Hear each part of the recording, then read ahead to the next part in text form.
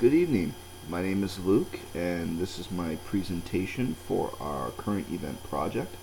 I am using Screencast-O-Matic and using the article that is in topic for the project as a visual aid. Now, the article is titled 5 Challenges Facing Criminal Justice Professionals Right Now. So, in the topic of current issues, this issue is on 5 challenges that are in the criminal justice system. Now, before I go into specific detail on the specific challenges, what I will say is that each challenge focuses primarily on the need for change. That there's a system in place, and these challenges shed light that there is room for improvement to the system that's in place. Now, it's for that reason that I chose to look at this through the critical perspective. Now, the reason for that is that the critical perspective is known by the need to challenge traditional orthodoxy to make a change. It's thinking outside of the box for newer options. Now, in the format of leadership, critical perspective shows a process that goes on between all people involved, and that everyone who is involved can also be involved in the leadership, despite of whatever formal position they're actually in. Now, because each challenge focuses on not only one, but multiple departments, if you will, of the criminal justice system, I chose to look at this through the distributed leadership, which is a leadership style that fits under the umbrella of the critical perspective. Now, the distributed leadership style focuses on the idea that everyone's involved and the leadership is distributed to everyone all towards the common goal. So, in this situation with the criminal justice system, looking at the critical perspective to add change or improvement to the system that's in place, each department, whether it's the law enforcement or the correction system or even the legislative system in terms of the courts, all move towards the common goal of improvement. And we'll go into further detail of how each one is involved in the challenge and how some of them are even co-involved or involved together in addressing each challenge, and what we can through the criminal perspective, or excuse me, not the criminal perspective, but the critical perspective, look at these challenges in a new light to change the system for the better and for the era of improvement. Now, the first challenge addresses drug use and the crime cycle, and reads that between 50 and 80% of men test positively for drugs when they're arrested, and that this has led to a vicious cycle of criminal activity and drug use. It further reads that a big part of the challenge is figuring out what implications this has. Now, before I go on any further, you will find a common theme in these challenges that shed further light on looking at it from the critical perspective, and that each challenge describes that they are looking for change. So they're looking outside the box to try to find new ways to improve the system that's in place. In the case of drug use in the crime cycle, they ask, will decriminalizing the drug make it less of a problem, or do they make it so where it's just something that people aren't getting arrested for? Now, it becomes a situation where you talk about decriminalizing a specific drug or decriminalizing drugs in general. Marijuana has taken a long road down towards being legalized. Now, if we look at a specific drug, specifically we'll address marijuana. In the event that it is legalized, this would solve a problem in terms of drug use and the crime cycle that comes together with drug use. Obviously, in a situation where if something like marijuana is legalized, it's not a criminal act to be caught with it, and that takes care of that problem. However, if we start looking at it from the end of decriminalizing drugs in general, yes, we look at solving this particular problem, but then it can also give rise to another problem in terms of looking at community safety. because we do know that for drugs like cocaine, heroin, there's a lot of criminal activity that gets involved with that. And although if it was legalized, it couldn't be necessarily considered criminal activity, but there's a lot of also violent activity that becomes associated with the drugs of that variety. So it's one way to solve the problem on a specific drug, somewhat like marijuana, but the total legalization may not necessarily be the direction that is wanted to go in. But in that particular case of that specific drug, it is an option to consider, to break down the crime cycle that comes along with the usage of that specific drug. The second challenge that we have involves youth in the criminal justice system.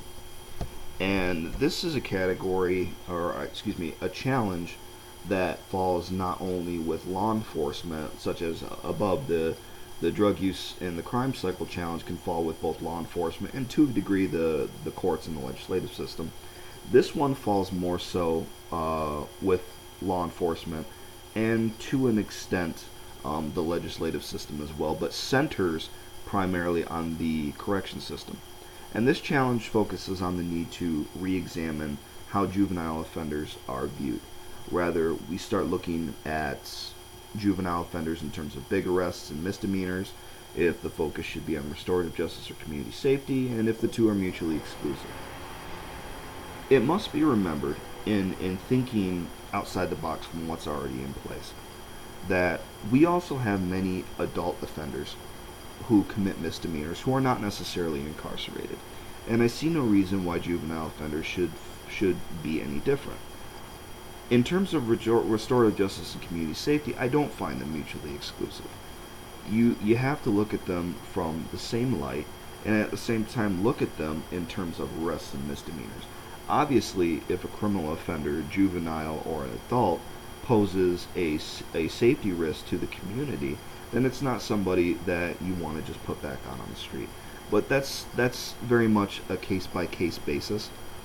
And usually someone who is guilty of a misdemeanor does not, and again, it's case by case, but generally speaking, they don't pose a significant community safety risk, whereas someone who, quote unquote, is in a big arrest, it depends on the crime that's been committed, but that's where you start looking at community safety issues in terms of the crime that's been put in place.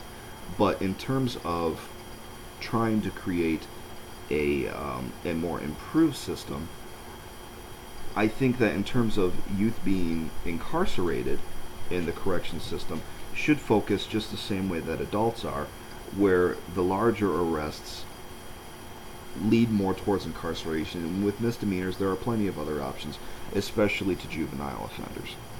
So that's an option as well to look at from a critical perspective. And once again, you'll find that the challenges that are being posed are looking from a critical perspective as a way to improve the system that's already in place.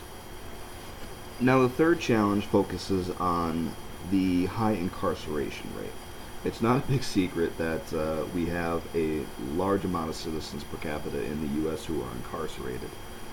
At the last available data, as it is read, 2 million people were incarcerated for crimes in the U.S. and almost 7 million were under supervision. Now, as we know, this affects not only the criminals who are incarcerated, but also affects the communities and also affects the economies. And this is a category, or excuse me, a challenge that once again involves the correction system and the legislative system. To a certain degree, the law enforcement system, but mainly it's the previous two.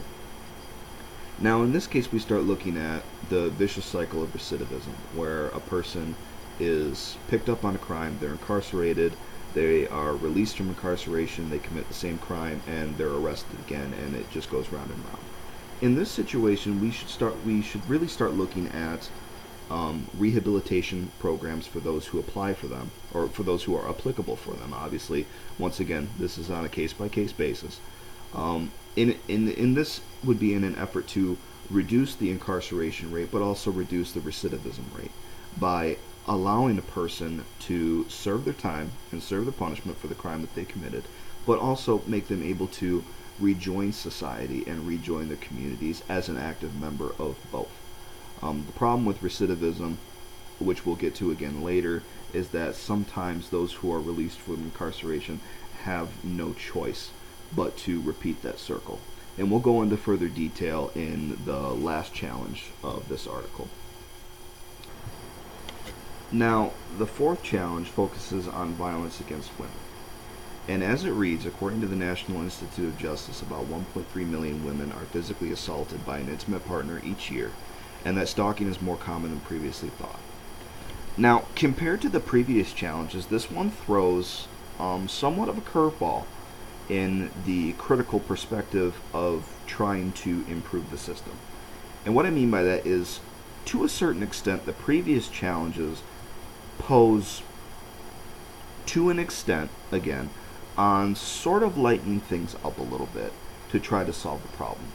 This challenge, however, promotes the need to improve the system by making the system more strict. And honestly, I can't think of a better way to improve the situation and improve the challenge and improve the system that's in place. This would fall into a category as far as leadership and changing the system with legislation and law enforcement. Legislation would have the role in passing laws that require stricter punishment for such crimes. It's easy for somebody to commit a crime and think they can slip through the crack when the punishment for said crime is not too severe. However, if it is more severe, and this is where the where the correction system would come into play as well. If it is more strict, then to a degree, there's always going to be an exception to the rule, but to a degree, this would help face the challenge of violence against women and help bring that rate down. And law enforcement has its role, of course, in providing stricter enforcement for the laws against domestic abuse. Now, the fifth and final challenge focuses on the three strikes legislation, which is something that many states in the country use. And what this means is that if somebody's arrested for a crime and convicted 3 times for the crime, they are quote unquote out, in which case they pay the maximum penalty for said crime. Now, we talked about recidivism in challenge 3, and we're going to go into further detail on that. We want recidivism to be low. We don't want somebody to leave incarceration to ultimately go back to the same cycle. The problem is that when a person has been incarcerated, they carry a criminal record with them everywhere they go. So said person could leave the correction system, try to go out and be an active part of the community and be an active part of society, but they can't, because a lot of people don't want to hire a criminal. Now, of course, there are situations where people are just career criminals and that's just what they do. But there's always the other side of that, where people try and they just can't. So they resort to the same thing that they did before and resort to criminal activity to a degree, make a living. Now, in this challenge, they pose in the era of critical perspective of alternative sentencing and prevention paradigms or prevention programs. And I think that alongside rehabilitative programs, the same ones that we talked about with Challenge 3, would work well to try to reduce the rate of recidivism, and wouldn't necessarily have to change the 3 strikes legislation as much as reduce the number of people who have to face the 3 strikes legislation. And I think that's a fair way to look outside the box, with not necessarily tearing down the system that's in place, but improving it for the betterment all around.